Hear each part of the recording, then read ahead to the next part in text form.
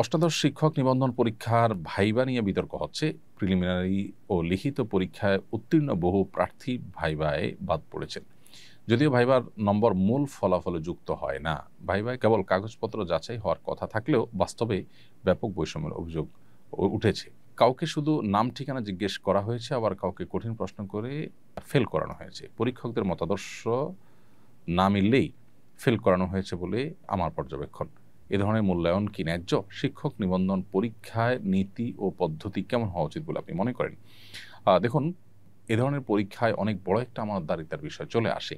এখানে কারোর প্রতি যদি কোনো প্রকার বৈষম্য করা হয়, জুলুম করা হয়, সেটি শুধু জুলুমই নয়, সেই রাষ্ট্রকে বা জনগণকে তাদের অধিকার থেকে বঞ্চিত করা এবং এর বিপরীতে অযোগ্য, অথর্ব এবং তুলনামূলক কম যোগ্য মানুষকে নিয়োগ দিয়ে মূলত রাষ্ট্রের সাথে, জনগণের সাথে প্রতারণা করা হয়। অনেক মানুষের অধিকার, গোটা দেশের জনগণের অধিকার সেখানে নষ্ট করা শামিল। তো এই জন্য এ ধরনের বৈষম্য করা সুস্পষ্ট জুলুম, এবং প্রশ্নের উত্তর সঠিক দেওয়ার পরও যদি ফেল করানো হয় কলা কৌশলে, বিশেষ করে নিজের মতাদর্শের সাথে বনিবনা না হলে, তাহলে সেক্ষেত্রে ভিন্ন ঘরানার হওয়ার কারণে অনুত্তীর্ণ করা, এটা ইসলাম এবং রাষ্ট্রীয় প্রচলিত আইনের পরিপন্থী। বিধায় এ ধরনের কর্মকাণ্ড বন্ধ হওয়া উচিত। প্রায় সময় এ ধরনের অভিযোগ ওঠে। আমি জানি না এই অভিযোগগুলোকে কতটা আমলে নেওয়া হয়। আন্দোলন করতে করতে যদি একেবারে বাধ্য করা না হয়, তাহলে পারতপক্ষে এ ধরনের অভিযোগগুলো নিয়ে কর্তৃপক্ষকে সেরকম কোনো ভূমিকা রাখতে সচরাচর দেখা যায় না। নতুন বাংলাদেশে অন্তত এই জিনিসগুলো একেবারে দুঃখজনক এবং দুর্ভাগ্যজনক। আমিও ব্যক্তিগতভাবে এরকম কিছু ভাইকে জানি যারা এই ধরনের বিভিন্ন পরীক্ষা অংশগ্রহণ করেছেন।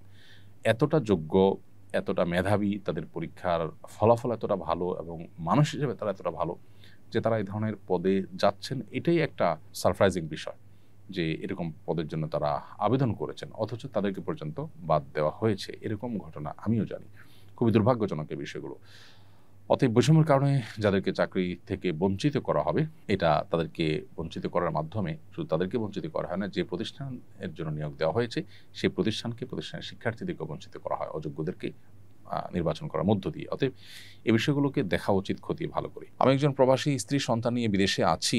এখানে সন্তানকে দ্বীনি শিক্ষা দিতে পারছি না, করণীয় কি? যেখানে সন্তানকে দ্বীনি শিক্ষা দিতে পারেন না, সেখানে তো থাকাই আপনার জন্য জায়েজ নাই। আর সন্তানকে দ্বীনি শিক্ষা দেওয়ার জন্য প্রাতিষ্ঠানিক কোনো ব্যবস্থা না থাকলে নিজে দিন শিখে তাদেরকে শেখানোর চেষ্টা করবেন।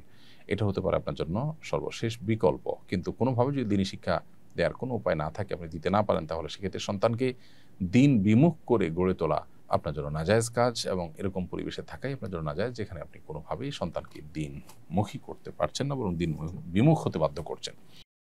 আস-সুন্নাহ ফাউন্ডেশন, উম্মার স্বার্থে, সুন্নাহর সাথে।